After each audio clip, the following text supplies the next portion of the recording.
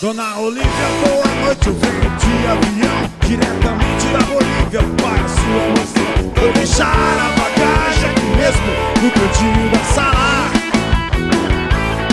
com uma recomendação: não quero ninguém mexendo na mala. Eu não vou me hospedar porque eu não tenho dinheiro. Gastei tudo da viagem lá pro Rio de Janeiro. Amanhã de manhã eu lhe juro que a gente se fala.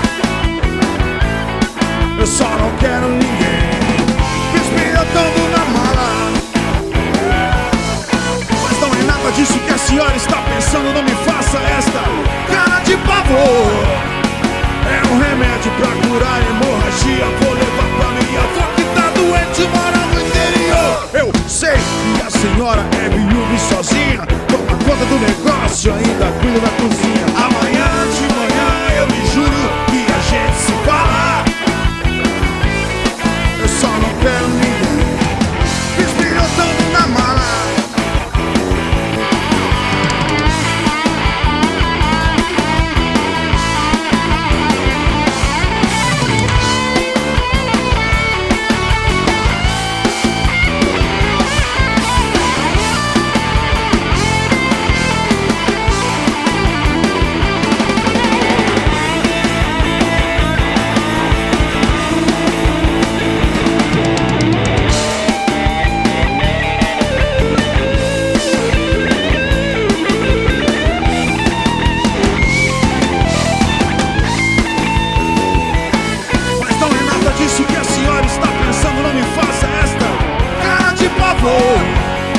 É um remédio pra curar hemorragia. Vou levar pra minha avó que tá doente e mora no interior. Eu sei que a senhora é viúva e sozinha, toma conta do negócio, ainda cuida da farinha. Amanhã de manhã eu lhe juro que a gente se fala.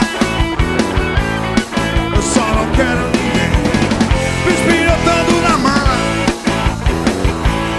Eu só não quero ninguém me espirotando na mala.